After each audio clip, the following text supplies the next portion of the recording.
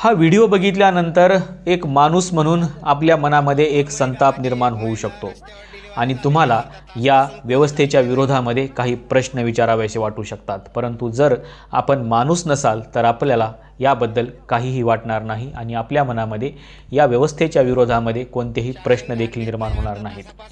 हा व्हिडिओ आहे जळगाव जिल्ह्यातला आणि या व्हिडिओमध्ये ही महिला एका रस्त्यावरती तिची डिलिव्हरी होते आहे। तिला साधं हॉस्पिटल मिळत नाही, साधी मदत मिळत नाही आणि तिच्या बाळाची नाळ तोडण्यासाठी तिला साधी कैंची देखील मिळत नाही। तिला दगडाचा वापर करावा लागतो आहे आणि आपल्या बाळाची नाळ ही दगडाने तोडावी लागते आहे। ही घटना आहे याच महाराष्ट्रातली ज्या महाराष्ट्रामध्ये आपण लाडकी बहीण योजना राबवत आहोत।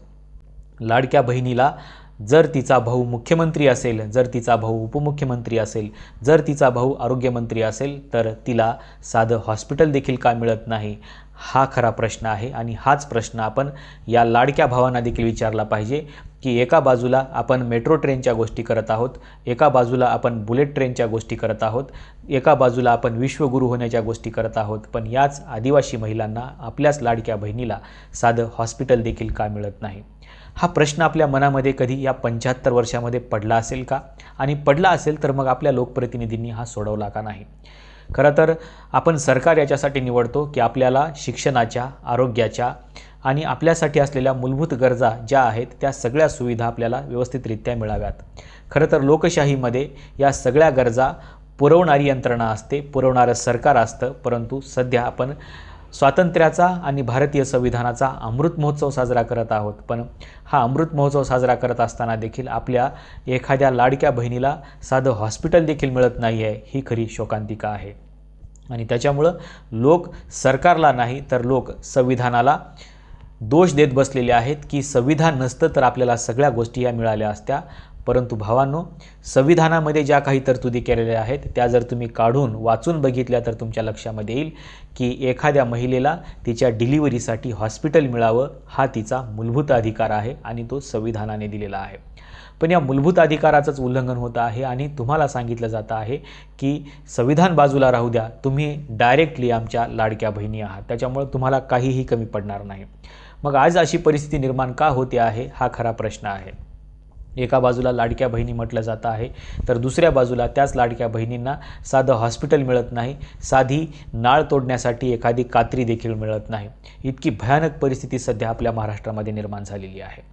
का आपण त्या आदिवासी महिलांना हॉस्पिटल देऊ शकत नाही? एवढी शक्ती आपली नाही, एवढा पैसा आपल्याकडे नाही का? परंतु हा पैसा नेमका जातोय कुठे, हा खरा प्रश्न आहे। आपल्याला माहिती असेल काही दिवसापूर्वी आपण बातमी वाचली होती की एका व्यक्तीची आपण 72,000 कोटी रुपयांची कर्जमाफी केलेली आहे।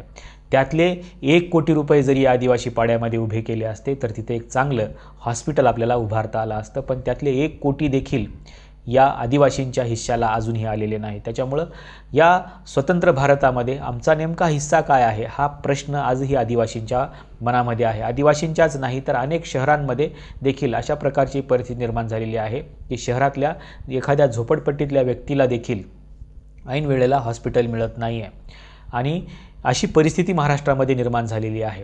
आपण म्हणतोय की महाराष्ट्र पुरोगामी आहे, ज्या महाराष्ट्रामध्ये फुले, शाहू, आंबेडकर यांची विचारधारा पुढे आलेली आहे, छत्रपती शिवाजी महाराजांचा महाराष्ट्र म्हणून ओळखला जातो आहे, त्याच महाराष्ट्रामध्ये अशा प्रकारच्या घटना घडत आहेत। खरं तर घटनाकारांना हे अपेक्षित नव्हतं आणि म्हणून घटनाकारांनी तुम्हाला मला मूलभूत अधिकार देत असताना खूप विचारपूर्वक हे सगळे अधिकार दिलेले आहेत।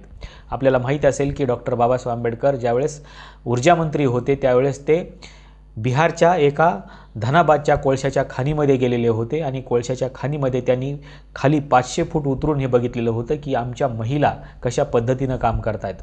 डॉक्टर बाबासाहेब आंबेडकरांना तिथं ऑक्सिजन मिळत नव्हता, पण तरीही ते त्या कोळशाच्या खाणीमध्ये उतरले, त्यांनी महिलांची परिस्थिती बघितली आणि त्यांच्या असं चित्र लक्षात आलं की एक प्रेग्नेंट असलेली महिला ही डोक्यावरती ओझं वाहते आहे, कोळशाचं ओझं वाहते आहे। डॉक्टर बाबासाहेब आंबेडकर त्या कोळशाच्या खाणीमधून बाहेर येतात, ते आपल्या मंत्रालयामध्ये जातात आणि मंत्रालयामध्ये गेल्यानंतर अशा गर्भवती असलेल्या महिलांसाठी 6 आठवड्याची पगारी रजा मंजूर करतात। खरं तर ती काही सरकारी नोकरदार नव्हती, एक खाजगी म्हणजेच अतिशय कुठल्याही प्रकारचे संघटनात्मक नसलेली अशा प्रकारची कामगार महिला होती, कुठल्याही प्रकारची संघटना देखील तिची नव्हती, पण त्या महिलेचा विचार करून डॉक्टर बाबासाहेब आंबेडकरांनी अशा महिलांसाठी पगारी रजा मंजूर केल्या। आजही आपल्या महिलांना 6 महिन्याची पगारी रजा मिळते आहे, महिलांना सुविधा मिळत आहेत, पण त्या सुविधा तेव्हा डॉक्टर बाबासाहेब आंबेडकर होते म्हणून मिळालेल्या आहेत, आताच्या राजकीय व्यक्तींनी दिलेल्या नाहीत। तुम्हाला असं वाटत असेल की आज देखील महिलांना 6 महिन्याची प्रसूती रजा मिळते आहे, ती रजा आत्ताच्या सरकारने मंजूर केलेली नाही। जर आत्ताच्या सरकारने ती मंजूर केली असती तर ती कदाचित 1 वर्षाची असती, हे लक्षात घ्या। पण अजूनही आपलं सरकार त्याच्या पुढे गेलेलं नाही। 6 महिन्याऐवजी 7वा महिना त्यांनी वाढवून द्यायचं अजूनही ठरवलेलं नाही आहे।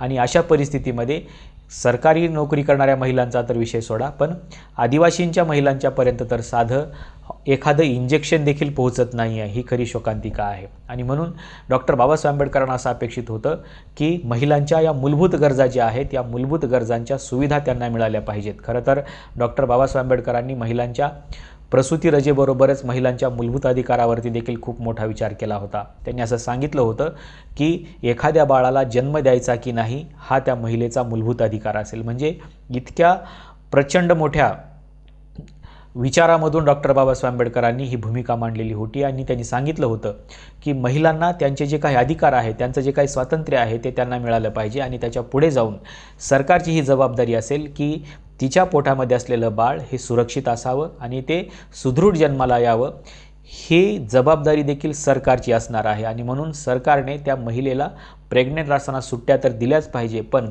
तिच्यासाठी आवश्यक असलेल्या आरोग्याच्या सुविधा देखील दिल्या पाहिजे। पण आज आपण बघतो आहे की ही जी महिला जळगाव जिल्ह्यामध्ये जी प्रसूती झालेली आहे जिची रस्त्यावरती, त्या महिलेची आजची परिस्थिती काय असेल। ती महिला रस्त्यावरती 2 तासापासून मदत मागत होती, तिला मदतही मिळाली नाही, हॉस्पिटलही मिळालं नाही, ॲम्ब्युलन्सही मिळाली नाही। दुसऱ्या बाजूला आपण लाडक्या बहिणीच्या हप्त्यावरती चर्चा करतो आहे की या महिन्यामध्ये लाडक्या बहिणीला कितीचा हप्ता जमा होणार आहे, दुसऱ्या महिन्यामध्ये किती होणार आहे। आणि या लाडक्या बहिणींसाठी जवळपास आपण 38,000 कोटी रुपयांचं बजेट देखील तयार केलेलं आहे।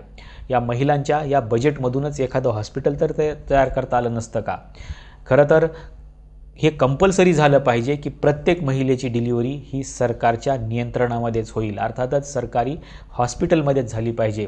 हे आपण ठरवू शकतो, हे आपण करू शकतो, पण आपली जी उदासीन यंत्रणा आहे आणि आपलं जे उदासीन सरकार आहे ते मात्र हे करायला पुढे येत नाही आहे। आणि म्हणून अशा प्रकारची परिस्थिती आपल्या महाराष्ट्रामध्ये दिवसेंदिवस निर्माण होत चाललेली आहे। आणि म्हणूनच अण्णाभाऊ साठेंनी एक प्रश्न विचारला होता, स्वातंत्र्य मिळालेल्या दुसऱ्या दिवशी ते असं म्हणाले होते की ये आज़ादी झूठी है, देश की जनता भूकी है।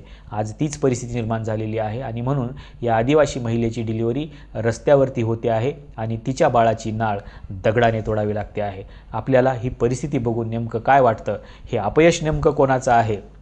आपली सरकारी यंत्रणा ही अपयशी ठरते आहे का? आणि जर सरकारी यंत्रणा चांगली असेल तर मग अशा प्रकारचे घटना महाराष्ट्रामध्ये का घडत आहेत? आपल्याला नेमकं काय वाटतं हे सांगायला विसरू नका। आजच्या व्हिडिओमध्ये आपण इथेच थांबूया। धन्यवाद।